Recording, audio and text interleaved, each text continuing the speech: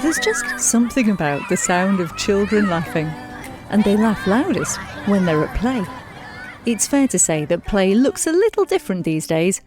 Our parents would chuck us out of the house straight after school and tell us not to come home until tea time, when we'd reluctantly reappear, more often than not covered in mud, scrapes and the odd bluing bruise, but full of tales of adventure and bearing the biggest of grins on our tiny faces. It seems like a lot of children's faces nowadays are too often lit up by the light of digital devices, and some parents struggle to get their children out of the door at all. Well, there's at least one organisation on the island looking to change that. Faster My, good evening, I'm Christy DeHaven, and in this episode of Island Life, we're taking a look at the state of play. Monday is the start of Children's Mental Health Week. Local charity Isle of Play are keenly aware of the fragility of the mental health of our island's young people. Founded in 2018, they are passionate about ensuring all children can fulfil their right to play. This statement, taken from their website, sums up their mission beautifully. Play is how children navigate and experience the world, and best of all, it's great fun. It's also vitally important to their health and well-being. It's no coincidence that the decline in children's play has coincided with deteriorating levels of mental health and increased levels of childhood obesity. And we want every child on the Isle of Man to be able to access great play opportunities on their doorstep. And this quote from play theorist Brian Sutton Smith is extremely thought-provoking. The opposite of play is not work, it is depression. All that said, this seemed like the perfect time to revisit a conversation I had with the founder of the Isle of Play charity, Chris Gregory, when they were our 1 to 3 Charity of the Week last summer. When this originally aired in August, it was at another important time for our young people. The Charity of the Week. Chris Gregory, it's been great hearing about the charity again, and one of the reasons I invited you up this week is because I discovered that there is an awareness day this week, International Youth Day. What? Is there? I know. There Unbelievable. is. I know. It's news to me. So I thought, well, let's speak to one of the charities doing fabulous things for kids on the Isle of Man. And you know, we've heard little bits about what you're doing. I want to expand on some of the stuff that we've heard about so far. You mentioned that, you know, your fabulous team go through a certain amount of training or have a certain amount of training in their field. I love this because I remember years ago when we first started talking about Isle of Play and you talking about, you know, sort of your background in play as a subject. Yeah. As such. I mean, that's fun. Yeah, it's crazy, isn't it? So we've just had a student with us who's she's just gone back to Leeds, which is where she's studying play and play work for her degree, which is wonderful. So big shout out there to Keely Shimmin, who we're hoping will come back from university, an enlightened individual in the world of play and play work, and we can poach her and have her working with us. So yeah, it is a very real subject that you can go and study at university, up to doctorate level as well, which is... So what do you learn then? What are the sort of things that you learned, for instance, about play? So... it's about sort of the fundamentals of what play makes us human. I think this is something that we often don't realise. You know, we get so caught up in our everyday lives and we restrict opportunities for children to play that actually we forget that actually the best parts of all our lives are the bits where we're playing, you know, where we're having a conversation and we're laughing and we're joining in with each other. That is play. For children, it's a bit more obvious. You know, we see it in children, you know, running around playing games of tag with big smiles on their faces, creating imaginary worlds, etc. And they're all the building blocks of what sort of make us human, you know. We often look at childhood as being a place where we need to fill these test tubes up with a certain amount of maths, a certain amount of literacy skills, etc., etc., etc. That isn't what makes us great as a species. What makes us great as a species is the fact that we play, that we're creative, that we have this endeavour and an ability to want to explore the world and the people around us. And that's what makes us human, and that only happens through playing. So when you go and study play, you're learning all about that. You're learning about the psychology, the philosophy. You're learning about how play takes, what structure play takes place in. So if you watch children playing, there's something called the play cycle, which will start with a play cue where a child might see another child, and it's as simple as easiest way when I'm giving a lecture on this, I'd break it down into going, hey, Chrissy, do you want to play? And Chrissy says, Yeah! and then I say, okay, so I put my hand out and we end up having a thumb war. So the play cue is me saying, do you want to play? You return it with a play return, saying, yeah, of course I want to play. And then we start playing and we start having a thumb war or whatever it is. And then other kids see us and they go, I want to play a thumb war. And they get in line or they start playing with each other. And all of a sudden what started as just like this idea of I want to play comes into a whole frame of other children taking part. And the best thing a child can have to play with is another child. Mm-hmm. And so you learn all about this. You learn about the fundamentals of what makes play so special and why we need it in our lives. And obviously Isle of Play sort of encourages play in kids, but is it not an innate thing then in a child to want to play and to just start playing? Yeah, when I first came to the island, a lady said to me, the children on the Isle of Man, they don't know how to play. And that is the most insane thing you could possibly imagine. We're talking about millions of years of evolution have made us what we are. I would say that as a species, we seem to be the only species on the face of the planet, and every mammalian, every species on the planet plays to a certain degree, but the only species that seem to want to stop play. And we want to make it rigor and give it outcomes and purpose all the time. And when you start to do that, it stops being play. Not fun anymore. Yeah. So it is fascinating that we do this and why we do it. Now that is an interesting question that I've yet to come to the conclusion of why we play. Why we play. Yeah, I mean, it's why do the birds sing? We don't know. But Joy. Yeah. I mean, some of it's learning as well, though, isn't it? Well, there's so much learning that happens. So as a child, we're born into this world, and as parents, we will put boundaries and borders around that child to protect the newborn infant. But after a certain period of time, both the child and parents start to play, and that's how they become the child becomes socially competent with the child. If you put an electroencephalogram on a child and a mother, which is one of those brain reading machines, and you watch the mother babbling to child, going, hello, go, and the child starts babbling back, something beautiful happens. The brain patterns of both mother and child align perfectly in a symmetry with each other. Now, that doesn't happen in any other field apart from when children and adults play together. And then as the child starts to grow, they start to want to explore, and then you get to that terrible twos, and you go, oh my God, what happened to my beautiful baby? And they start bringing chaos into the world. And it's by play allows children to play with the chaos of the world, to understand it, to bring a sense of order to their world. And so that's why we play, I think, is part of the reasons why we play, is to understand the world around us and to find joy in it.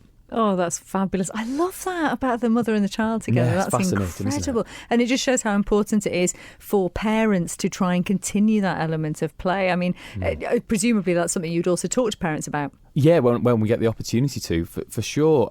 There's definitely, and I'm sorry to all those parents that might be listening to this and may feel like I'm judging you, but there's a real issue at the moment, I think, with parents putting headphones on, pushing their prams and not talking to their children while they're going around, listening to a podcast and escaping sort of the world around them. That's a really important time for a parent and child to interact with each other and to play through language and to point things out. I remember seeing a grandmother not too long ago who was pushing grandchild around in the pram going, oh, look, a cow, a moo cow, a moo. And this inane babbling that only you can do when you're talking to a child. Otherwise, everyone would look at you like you are completely insane. But that's so important to children. And, talk to any of the reception children, reception teachers, and they'll tell you there's a real language delay at the moment with children.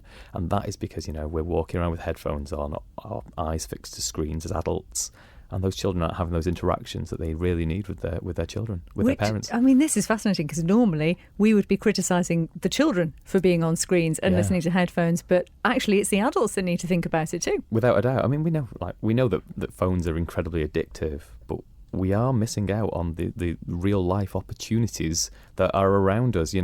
There's I forget the name of the psychologist, but certainly Aldous Huxley said something once, that knowledge can be passed down, but understanding has to be experienced.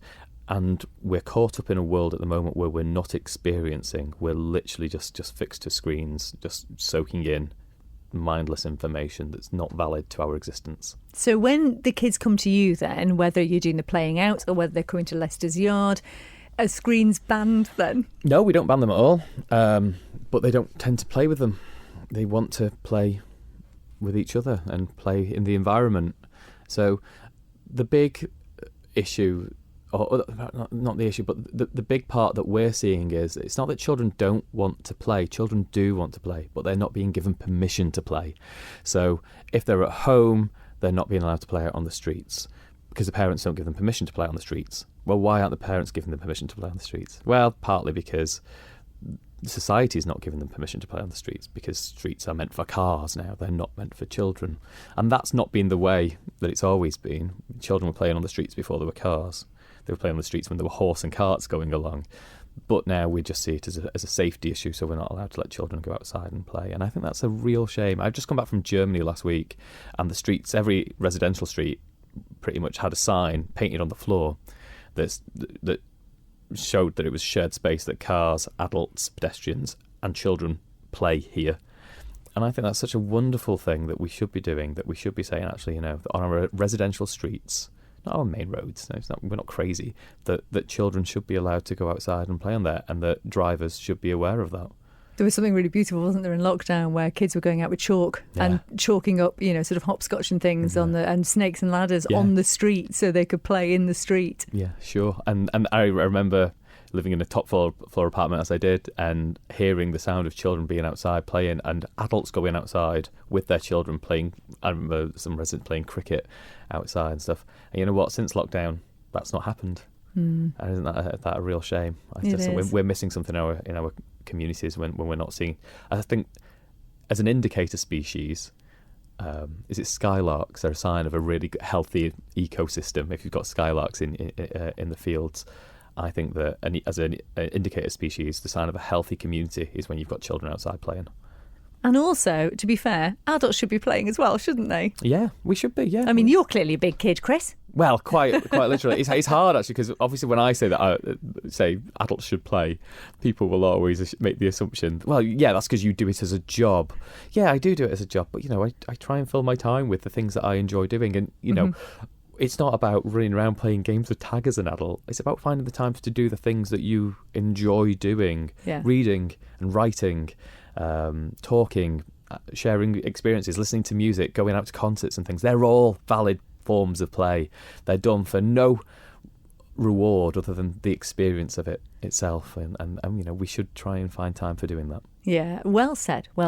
So one of the places where this can happen is Leicester's Yard, and we heard that you are going to be expanding Leicester's Yard. Tell us about it. Yeah, so we're based in a paddock in Belafton Park, which is part of the Hills Ward area of Douglas, near Saddlestone and Anakin and Pulrose.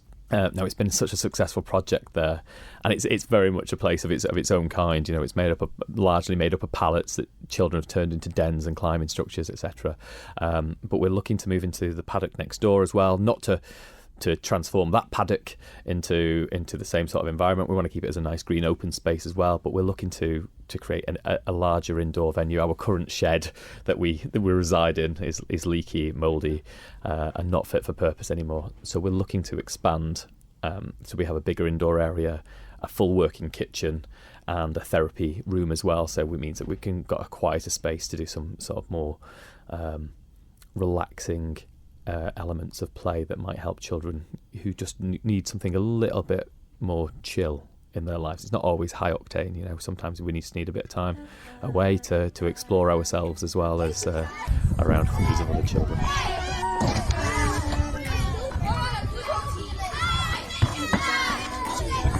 Hi, my name is Keelan Morris. I've been doing work experience at Isle of Play since the start of 2024. Started coming to Isle of Play at when it first started. I've been here since the second week, and it means a lot to me. They've given me so much great opportunities, and I'm very, very thankful for what they've done for me.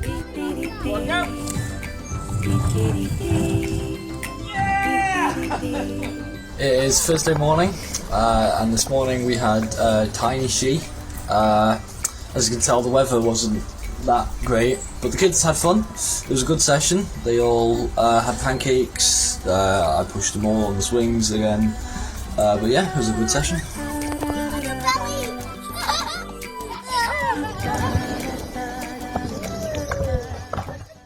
So what's the sort of timeline for this? Do you know? Well, the lottery have very kindly given us £25,000. The costs for this seem to be escalating as we go. So we're looking at ways we can get the build in as quickly as possible for as cheap as possible, because we're not a flush charity. we don't have an awful lot of financial resources. So yeah, we'd like to see it done by early next year, have it all completed. And for those who haven't experienced Leicester's Yard yet and they're thinking their kids might really enjoy it, how do they actually get there and what do they do? How do they be part of it? Well, it's just a question of rocking up on the day.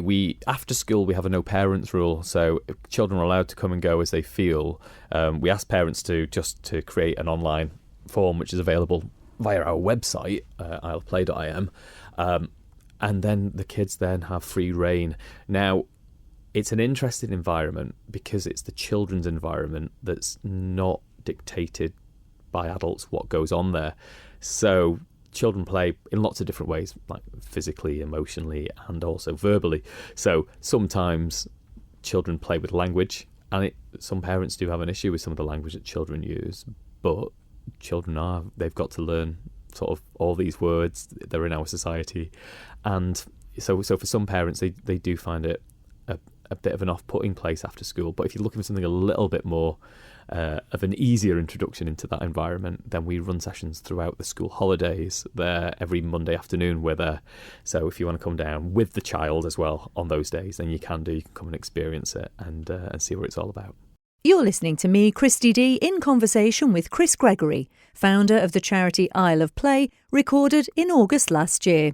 Have you got Playing Out as well? Tell us about Playing Out over the summer holidays. Yes, we've got Playing Out. So Playing Out is our only sponsored scheme that we do. So it's a mobile play scheme, goes around the island. Again, our schedule is available via Facebook. We update it every evening to say where we're going to be tomorrow, but there's a whole list out there available on the website and on Facebook as well. We've got a van full of exciting goodies, bits and pieces. It's an environment, again, that the children make their own, ride bikes, make rope swings. We've got a workbench in there with some hammers and nails and such as well, so the kids can make whatever they want to make and take them home. Yeah, it's a great setting, and we must have seen a couple of thousand children already, I think, this holiday. Well, that's encouraging. Yeah, it's great. I think the only sad thing is that the parks and glens that we go to with this project, they're devoid of people until we get there. And then like hundreds of people come out and they have a great time, and then everyone goes off again. And I think it's such a shame that we've got these beautiful resources at our fingertips, and it's not their first thought. Yeah, and we're just not there already in the first place. I think it's a real shame. But it is great to see so many children out there with us. Oh, it might encourage them to go back again. Fingers crossed. Yeah, hopefully so. We did hear that you did mention the fact that some of the facilities in the parks and things on the island are maybe not quite up to scratch. I mean, what would you like to see over here? I think it's a hard balance to make, because there's the health and safety side of things. So again, just come back from Germany, and we've just looked at some of the playgrounds over there. They're full of lots of loose parts still. So by loose parts, I mean they've got like big sand pits. Now I know we've got beaches, but there's not that many children on beaches, and quite often we take children to parks to play. And talk about National Youth Day as well. So walking through one of the parks in Germany, there were so many young people there. We're not just talking about children, we're talking about teenagers in groups, playing football, playing volleyball was really big over there, and they were hanging around. They weren't creating trouble, which I think is the big issue, that people assume that when you see a group of children or young people hanging out together, they're up to no good. And it was littered with like loads of young people playing, and that was wonderful to see, because they are given the permission to be in those spaces and to play, and they put the facilities in, be it volleyball nets, be it I don't know what the game is, where it's like a big bouncy thing where you hit a ball into it and bounces up and everyone gathers around. I don't know what it's called. Badminton nets outside.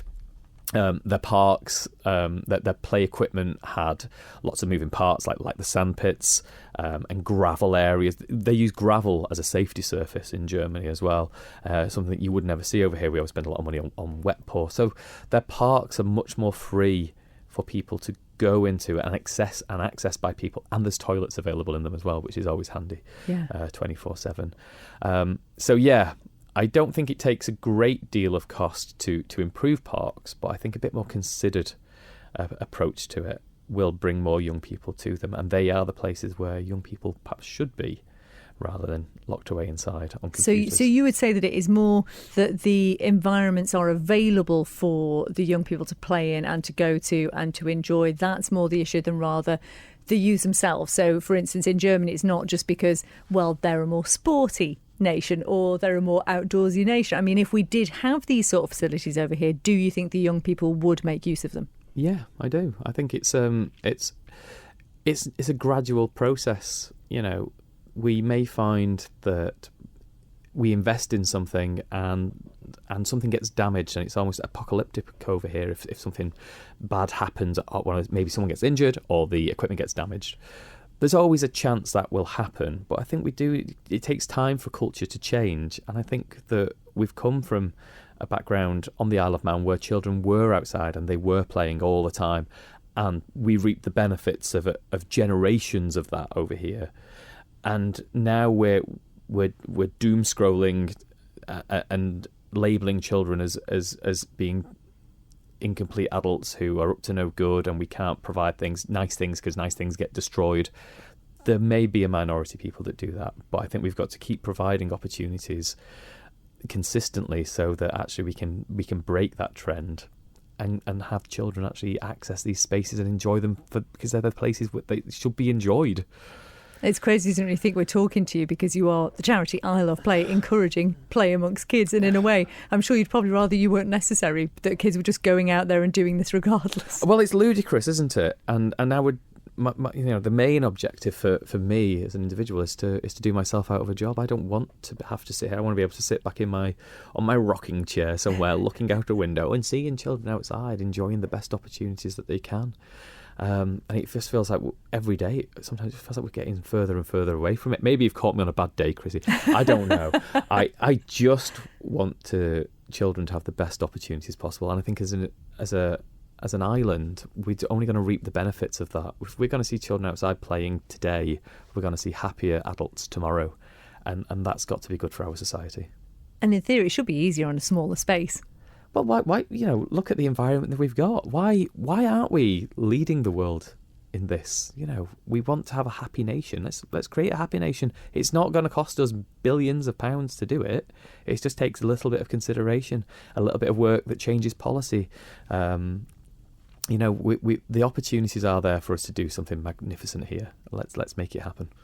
Well, what can parents do then? We talked a little bit about parents. If there's a parent listening who has a child or children that do seem to be very much obsessed with their screens and their games and, sort of never seem to want to go outside, how can they approach that child and sort of encourage them or entice them or tempt them to go out and play with their mates? Well, it probably starts by looking at your own behaviours, doesn't it? If we can look at the world and say we need to change people, but we need to start by working on ourselves. So if our children are constantly on devices, but what are we always doing? Are we always on devices? There's possibly a high chance that is the case. So let's look at ourselves, let's look at our own screen time. Then let's start looking at what our children are doing. Who's given them these devices? Well, probably the adults in the first place. Can you limit their screen time? Can you encourage them to go outside?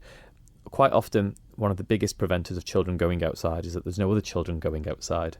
So if you've got friends or who also have children the same age as you, well, why not create a little group together? And I know there is a movement of people over here who are doing this. Let's limit our screen time. Let's go outside. Let's create opportunities for our children to go outside and play. It shouldn't be regulated. You shouldn't be having to schedule it into your day, but maybe that's a starting point. Maybe setting some tasks that encourage independence in your children first. So maybe let them go to the shop on their own so that you can see that they actually are trustworthy of doing it. Question the fears that prevent you from letting your children go outside. Is it the traffic? Well, what can I do as a parent? Do I live on a busy road or do I live in a cul-de-sac? A cul-de-sac should be a place where children can go outside and play. Are you worried about stranger danger? We've got to look at the stats here and just, take a sensible head, put a sensible head on this. What are our fears? What can we do about it?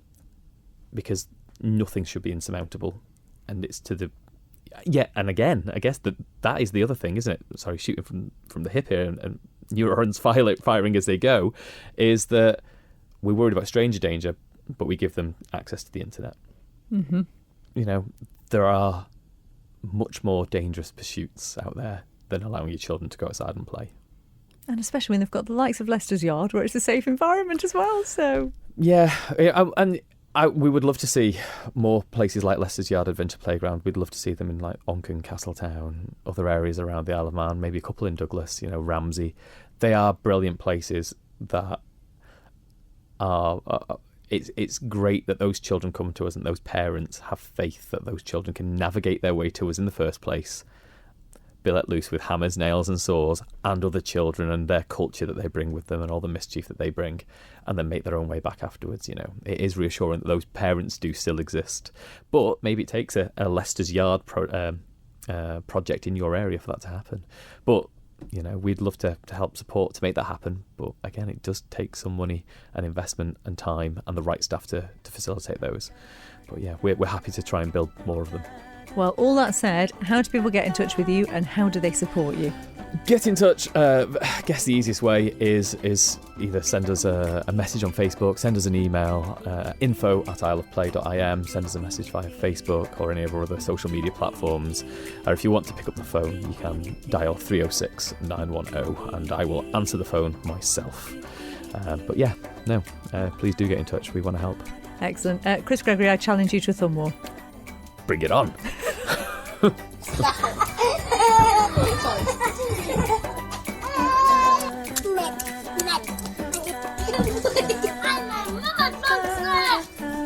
Grateful thanks to Chris Gregory, Chief Playmate and award-winning director of Isle of Play. And if you know of an Isle of Man-based charity that doesn't get the exposure you think they deserve and need, please drop us an email.